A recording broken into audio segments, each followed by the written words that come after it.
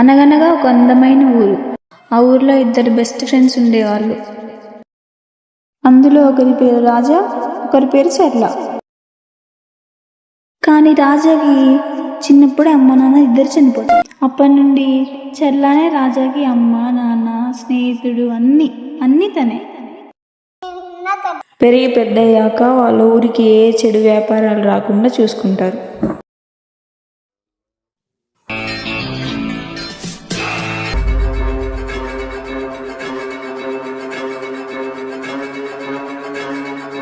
దూరంగా ఉన్న మరో ఊర్లో యష్ భాయ్ అనే ఒక పెద్ద స్మగ్లర్ ఉండేవాడు.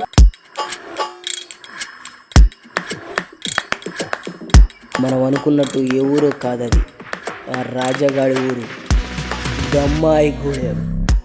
సరే బాయ్, నాది ఒక కండిషన్. నాకు నత్తిగా మాట్లాడేటప్పుడు ఒకటి కావాలి. ఏం తీసుకురావద్దనుకుంటున్నారు? అదే తీసుకొచ్చి స్మగ్లింగ్ చేద్దామన్నా. నాకు మంచి ఫ్రెండ్ ఉన్నాడు, మస్తు క్లోజ్ మనకి. కానీ మనం అనుకున్నంత ఈజీ కాదు. ఆ ఊర్లో ఒక డీలింగ్ చేయాలి. గమ్మాయిగూడెంలో దేవా ఉందట, కనుక్కుందామా? ఎవర్రా ఎవరో చెప్పరా?